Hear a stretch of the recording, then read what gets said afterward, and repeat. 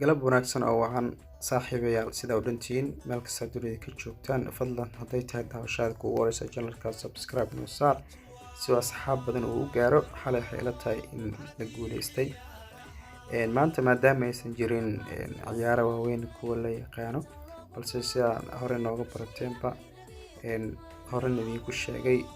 maalintii dunida intaasoo boqol oo ciyaarood ayaa jira marka annaga meeshii macquul ah oo sidii karno weyn way ka imaan kartaa ayaan aadnaa ayaan ka soo qabsanaa marka maanta saddexdan kooxood ayaa maanta miiska inoo saaran sida ujeeda events waa saddex koox halka uu isku yahay 90 senti ku dhawaad marka saddexda kooxood waxa ugu horeeya horyaalka Turkish Super League oo Anyaspor iyo kooxdan MKE ku qoran tahay Anyaspor sida ujeedaan waxa noo saaran double chance boqolkii 99 sida la saadaali caawa inay badi karto Anyaspor horena sida iga barteen dhowr kooxood isku oodis ah oo saddex door saaranta ayaa indhaha kooxdana badinaysa wayna badi jirtay YouTube kana soo arki kartaa si u marisbeen balse tan caawa Anyaspor waxa la isku raacay inay badi karto balse aniga double chance waxa u saaray wax walba ayaa laga yaabaa meesha loo bato oga meel ka duwan ayaa markasta la yimaado sidaas ayaan wanaagsan waxa ku soo xigtay senti kooxdan qoranta iyo Sander League oo ujeedaan horyaalka Belgium qaybtiisa kala duwan ama qaybtiisa kale laga ciyaaro kamid ah sida ujeedaan waxa inoo saaran only inay ka imaan karto 2 gool oo kaliya bas halka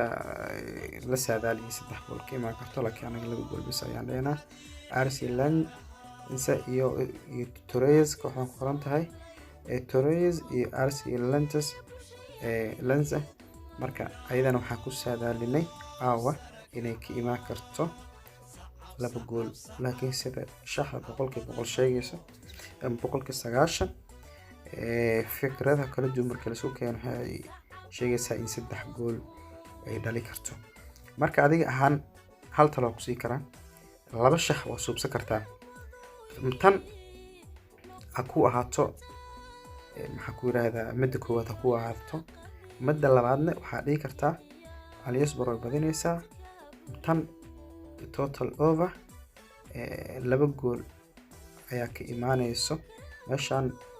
1.5 waa 2 gool over marka labadan waa taabsan kartaa marka tan saddexaadna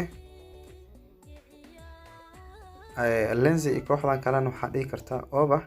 3 gool soo iskugu bato marka kadib lacag inta geli kartaa inta geli kartaa laakiin haddana shaxdan kuwa tana marka anaga noo ah priority tana noo ah midana qaadanayna marka hadii lacag soo suubsan kartaa marka oo maasantiin events waa 3 halka uu iskuna uu yahay 1.87 koodkina waa kaasa waa maasantiin waa guuleysanayna insha Allah galab wanaagsan markale